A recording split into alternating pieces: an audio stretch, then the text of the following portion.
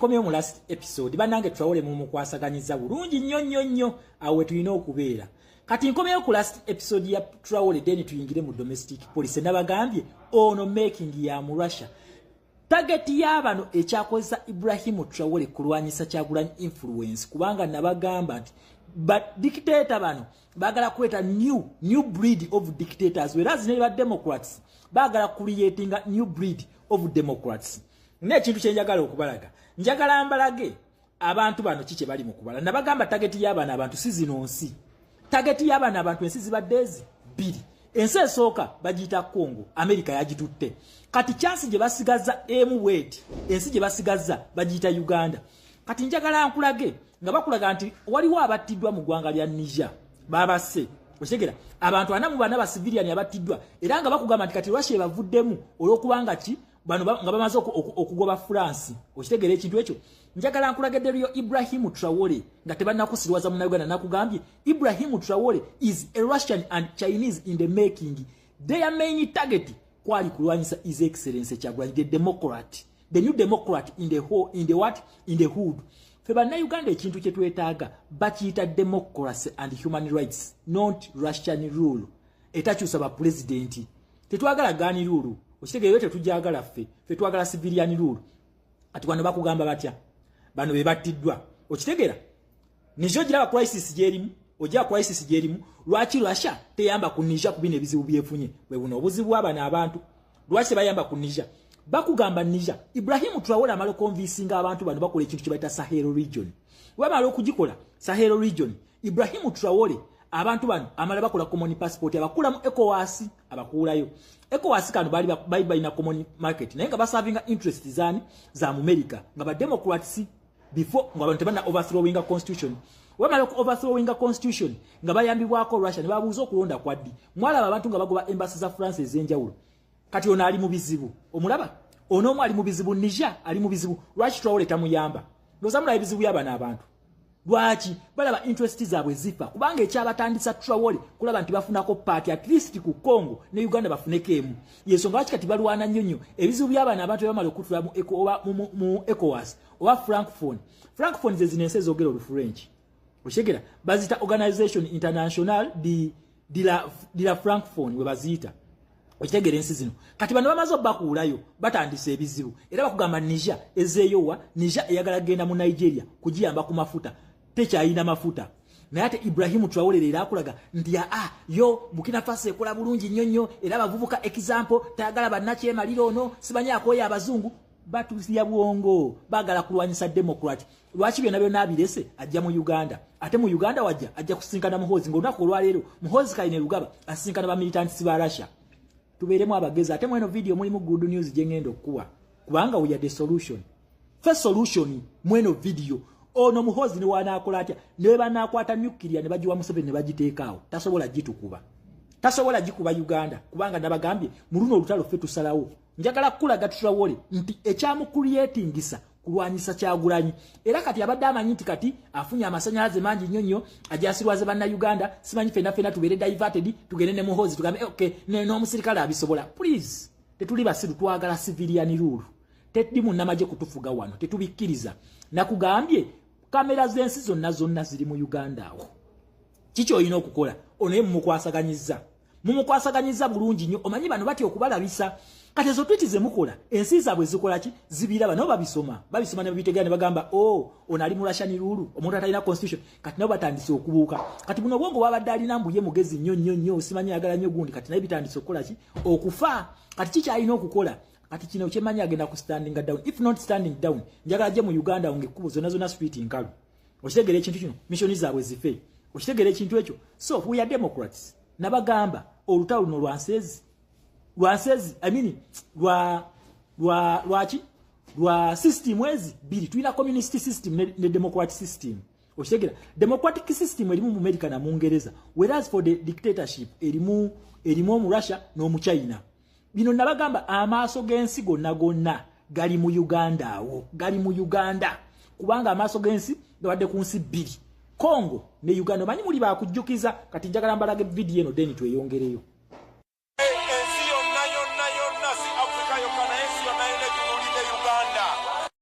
kati gwe muna Uganda obolooza ndozo kyaye kyenkugamba gobolooza nti olutalo lulimu wekka ensi yonna yonna etunuulidde Uganda kubanga amaaso g'ensi gabadde ku nsezi Congo ne Uganda kati wasigaddewo Uganda yokka Uganda edda mu mikono gyani awo wewali olutalo ekyo nakibagamba nti bano abalasha kyebaliko beerimba kubanga ebyobugagga byonna byonna bibadde bikola ensi zaabwe zino ebizigaggawaza bibadde bivaawo mu Uganda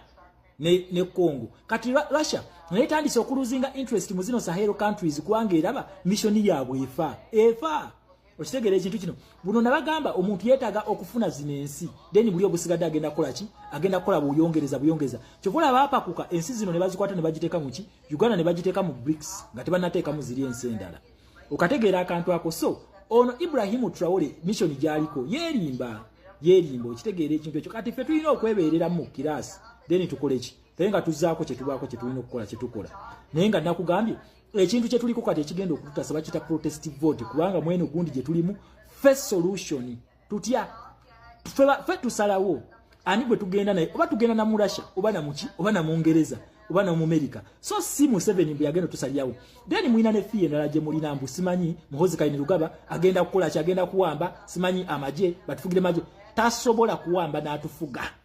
kino kyo nkibabulya wabanga kisobola yeewambe kale Muhoozi tasobola kuwamba najja n'atufuga lwaki mu democracy mulimu ekintu kye bayita civilian rule Muhoozi oyo bamuterawo ultimatum senga wamba kitaawe bamuterawo ultimatum ne bamugambo ino teeka wakaki akaluluka abantu senga ebbanga eryo lisukka ko fete tutagana genda ku street democratic rights balina okumuggyako okitegeera ekintu ekyo so ebyo temutya Muhoozi agenda kujja wambe simanyi biki kyetulibeera nze obweraliikirivu bwange bulijjo we buli Munnayuganda buli activating nga kintu kibayita human rights naye ate kati kukyenda bandabira ddala Bannayuganda kyekyawe tuli weewo human rights musobolozi activating once you activate human rights oyo Muhoozi talina kyatugamba tewali naye temutya ekyombo agenda kujja simanya wambisa amaje atufugire mu maje teri kutufugira mu maje wano teri lwaki tawamba kati alinda ki awambe kitaawe lwaki kati alinda ki bali kyankwanzi batula obufofofo batula awambe kitaawe talina mundu si CDF kati awambe kitaawe ebyo temubitya Muhoozi agenda kuwamba ebaba byogera kubatiisa Uganda essaawa eno ekyali mu democracy tunagenda mu Russian rule wabula after 2026 mu 7 awo tugenda ogendera mu Russian rule eya BRICS oba tugenda kusigala mu democracy okategedde so muna Uganda totiyitira mukole eggaali eno tujja jjogerako mu gundi mu domestic policy nga tuzze mbadde nkyagala okumalirizaani mu 7 so tebabatiisa nabagambe mundu za mu 7 ezo zigenda tuuka ekiseera nga tezikyasobola kufulumya masasi abantu lwaki balaba interest zaabwe zifa kubanga ekyabatandisa Traore kulaba nti bafunako party at least ku Congo ne Uganda bafuneko emu yensonga lwaki kati balwana nnyonnyo ebizibu by'abaana abantu bamala okutula mu ECOWAS oba francophone ze zinensi ezoogera olufrench oshegera bazita Organisation International de la Francophone we bazita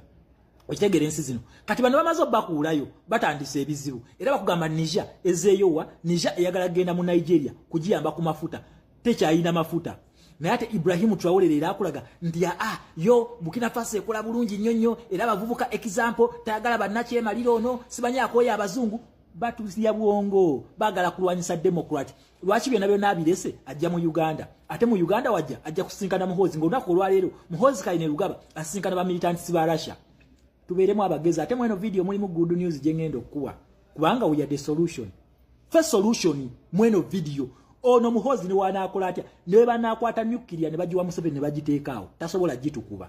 tasobola gikuba Uganda kubanga nabagambye mu luno olutalo ffe tusalawo njagala kulaga Traore nti ekyamu creatingisa kulwanyisa Kyagulanyi era kati abadde amanyi nti kati afunye amasanyalaze mangi nnyo ajasirwaze banna Uganda simanyi fena tubeere diverted tugende ne Muhoozi tugambe okay n'omusirikale abisobola please tetuli basiru twagala civilian rule tetuli munnamaje kutufuga wano tetubikkiriza nakugambye kamera z'ensi zonna ziri mu Uganda awo kiki olina okukola onaye mumukwasaganyizza bulungi nnyo omanyi bano batya okubalabisa kati ezo twiti ze mukola ensi zaabwe zikola ki zibiraba nabo babisoma ne babitegera ne bagamba ono ali mu Russian rule omuntu atalina constitution kati nabo batandise okubuuka kati buno bwongo bwabadde alina mbuye mugezi nnyo simanyi agala nnyo gundi kati naye bitandise okukola ki okufa kati kiki alina okukola kati kino kyemanyi agenda ku standing down if not standing down njagala gye mu Uganda onge kubo zonna street nkalu okitegera ekintu kino mission zaabwe zife okitegera ekintu ekyo so we are democrats nabagamba olutalo luno lwansezi I mean lwa system ezi bili tuina communist system ne democratic system oshegera democratic system elimu mu America na mu Ngereza whereas for the dictatorship elimu mu Russia no mu China bino nabagamba amaaso gensi gonna gali mu Uganda kubanga amaaso gensi gabadde ku nsi bbiri Congo ne Uganda manyi muli ba kujjukiza kati njagala mbalage video eno deni tweyongereyo